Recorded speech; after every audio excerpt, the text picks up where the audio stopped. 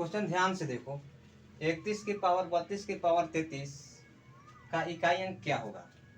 फिर 36 के पावर 36 के पावर 36 का इकाई अंक क्या होगा।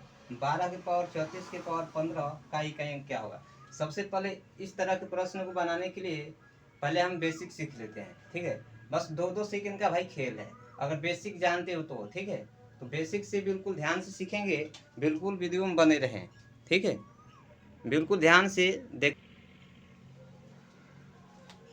देखो पहले बेसिक से कैसे बनाएंगे। प्रश्न का डायरेक्शन ऐसे है, इसी तरह से है। अगर पहला पावर अगर सम संख्या रहेगा भाई, ध्यान समझना, अगर पहला पावर सम संख्या रहेगा, सम संख्या, तो पूरे पावर को हटा करके केवल 4 रख के हल कर देंगे। सम संख्या रहेगा तो 4 रख के हल करेंगे, ठीक है। अगर पहला पावर सम संख्या रहेगा तो पूरे पावर को हटा करके 4 रख के हल कर देंगे। अब देखो, मान लो कि पहला अगर सम संख्या नहीं रहेगा, बोलोगे सर अगर पहला सम संख्या नहीं रहेगा तो कैसे होगा। अगर भाई पहला पावर अगर सम संख्या नहीं रहेगा, हम पहले पावर के पास जाएंगे, लेकिन जब पहला पावर सम संख्या नहीं मिलेगा तो हम दूसर के पावर के पास जाएंगे, ठीक है। दूसर के पावर के पास जाएंगे, दूसर का पावर में ध्यान देना है। अगर दूसर का पावर सम संख्या है, सम संख्या अगर दूसर का पावर है तो 2 रख के हल करेंगे, 2 रख के हल करेंगे, ठीक है। अगर दूसर का पावर सम संख्या है तो 2 रख के हल करेंगे। अगर विषम संख्या रहेगा, अगर विषम संख्या रहेगा तो 1 रख के हल करेंगे।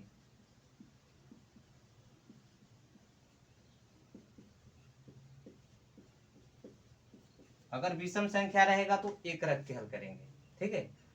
अब दूसर के बाद तीसर का पावर के पास हमें जाने के मतलब नहीं है, केवल 2 ही पावर तक हम जाएंगे। जितना भी पावर रहेगा प्रश्न को बिल्कुल आराम से बना लेंगे, ठीक है। अगर पहला पावर सम रहेगा तो 4 रख के हल करेंगे, ठीक है। अगर पहला पावर सम नहीं मिलेगा तो दूसर के पावर के पास जाएंगे। दूसर का पावर में अगर सम संख्या है तो 2 रख के हल करेंगे, और विषम संख्या रहेगा तो 1 रख के हल करेंगे, बिल्कुल सही। अब देखो प्रश्न है क्या, प्रश्न में हमें क्या कह रहा है भाई, 31 के पावर 32 के पावर 33, क्लियर। तो 31 के पावर 32 के पावर 33, यानी कि प्रश्न देखो इकाई अंक ये हुआ हमारा, ये लिख लो इकाई अंक कितना 1।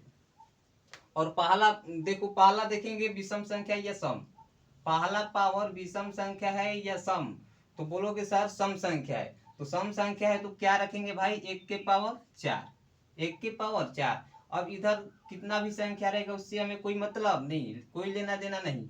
1 के पावर 4 के मतलब 1 गुणे 1 4 बार लिखेंगे तो क्या होगा भाई, एक ही आंसर आएगा ना, 1 के पावर 4 रहे या 10 रहे या 15 रहे, उसका आंसर फिक्स है कि 1 होगा।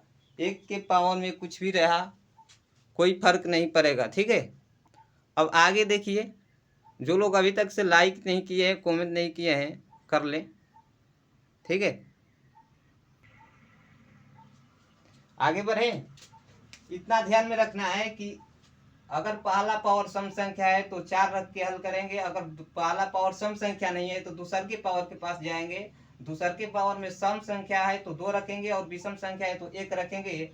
तीसर के पास जाने की कोई जरूरत नहीं है, ठीक है। क्लियर, किसी को दिक्कत। अगर पहला पावर सम संख्या है तो क्या करेंगे भाई, अगर पहला पावर सम संख्या तो 4 रख के हल कर देंगे, पूरे पावर को कैंसिल कर देंगे, और दूसर के पावर के पास जाने की कोई जरूरत नहीं है। अगर पहला पावर सम संख्या नहीं रहेगा, अगर पहला पावर सम संख्या नहीं रहेगा तब हमें दूसर के पावर के पास जाने की जरूरत है, ठीक है। अगर पहला पावर सम संख्या नहीं रहेगा तब हमें दूसर के पावर के पास जाने की आवश्यकता पड़ेगा, और दूसर के पावर में हम सम या विषम दो में तो मिल ही जाएगा हमें। तो अगर सम संख्या रहेगा तो 2 लिखेंगे, और विषम संख्या रहेगा तो 1 लिखेंगे। चलिए आगे प्रश्न को लगाते हैं, ठीक है।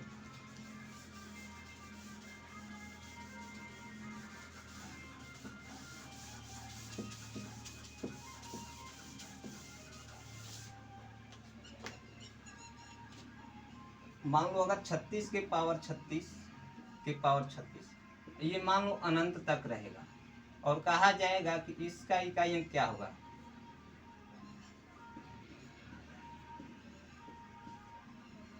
इकाई अंक क्या होगा, इकाई अंक क्या होगा। तो देखो सबसे पहले इसका बेस पकड़ लेना है, ठीक है। इसका इकाई अंक कितना है, 36 का इकाई अंक कितना है भाई, 6 लिख लिए। अब देखेंगे हल्का पावर सम संख्या या विषम, अगर सम रहेगा तो यही हमारा काम बन जाएगा, ठीक है। अगर सम संख्या रहेगा यही हमारा काम बन जाएगा। तो ये 36 तो भाई सम संख्या है, तो 36 सम संख्या है, तो इसके पावर क्या करेंगे भाई, बोलो। पहले सम संख्या है ना, पहले पावर सम संख्या है तो 4 लिखेंगे। तो 6 के पावर 4 तो कितना हो जाएगा भाई, 6 गुणे 6 गुणे 6 गुणे 6, 4 बार लिखेंगे। 6 के पावर 4 के मतलब 6 को हम 4 बार लिखेंगे। तो छाछा के 36, छाछा के 36, फिर 6 में करेंगे छाछा 36, छाछा 36, यानी कि इसका इकाई अंक जो होगा 6 हो जाएगा, ठीक है। इसका इकाई अंक जो होगा 6 हो जाएगा, ठीक है। बिल्कुल ऐसे ध्यान से देखो, 2-4 प्रश्न और लगवा देंगे, ठीक है। जो लोग अभी तक से लाइक कमेंट और शेयर नहीं किया है कृपया कर लें, ठीक है। अब देखो आगे ध्यान से, अगर 38 के पावर 39 के पावर 40 अगर रहेगा दौत दौत अनंत तक, और कहा जाएगा कि इसका इकाई अंक क्या होगा, इकाई अंक क्या होगा, इसका इकाई अंक क्या होगा। सबसे पहले बेस को पकड़ लेंगे, बेस कितना है भाई 8, क्लियर। अब देखेंगे पहला पावर सम है या विषम, तो पहला पावर तो भाई हमारा विषम संख्या हो रहा है, पहला पावर क्या हो रहा है, विषम संख्या, तो इसको छोड़ देंगे, इसको क्या करेंगे, छोड़ देंगे। दूसर के पावर के पास जाएंगे, दूसर के पावर को देखेंगे सम है ये विषम, तो दूसर के पावर विषम संख्या है, दूसर के पावर क्या है, सम संख्या है। तो सम संख्या है तो क्या लिखेंगे इसके पावर में, बोलो ना, इसके पावर में क्या लिखेंगे 2। तो 8 गुणे 8, 8 के पावर 2 का मतलब क्या होगा, 8 को 2 बार लिखेंगे। तो 8 गुणे 8 कितना हो जाएगा भाई 64, यानी इसका इकाई अंक क्या हो जाएगा 4। क्वेश्चन का सही आंसर, क्वेश्चन का सही आंसर क्या हुआ 4, ठीक है। बिल्कुल मजा है। इसी तरह से प्रश्न को बनाते रहेंगे। अभी तक से जो लोग लाइक कमेंट और शेयर नहीं किए हैं वो कृपया कर लें।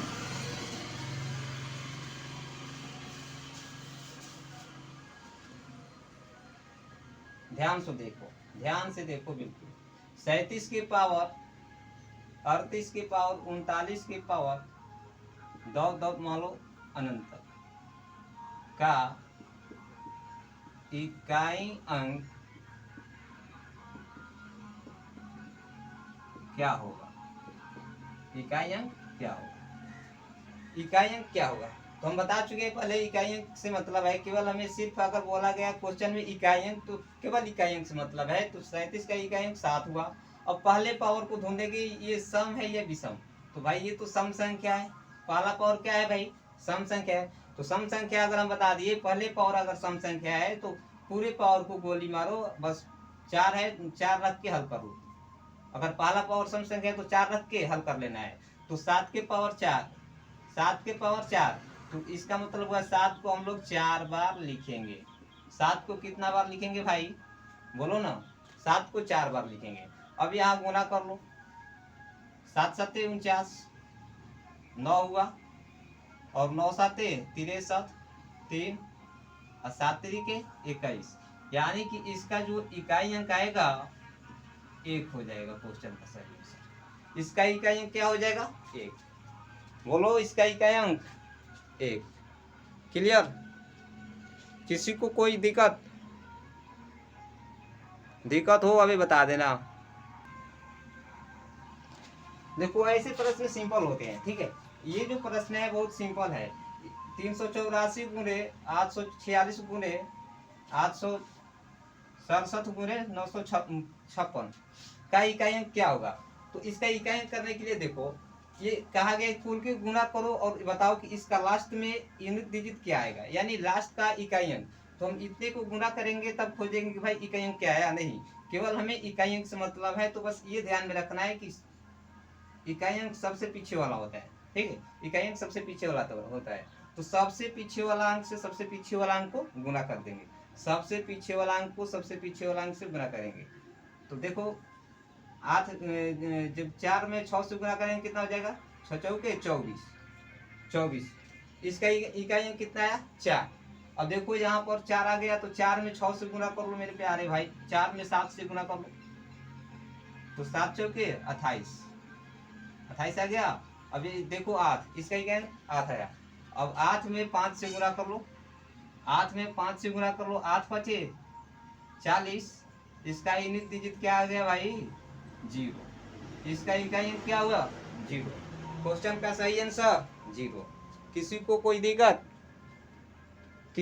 कोई दिक्कत हो बता दीजिए, ठीक है। अभी तक से जो लोग हमारे चैनल को सब्सक्राइब नहीं किए हैं वो हमारे चैनल को सब्सक्राइब कर ले, ठीक है।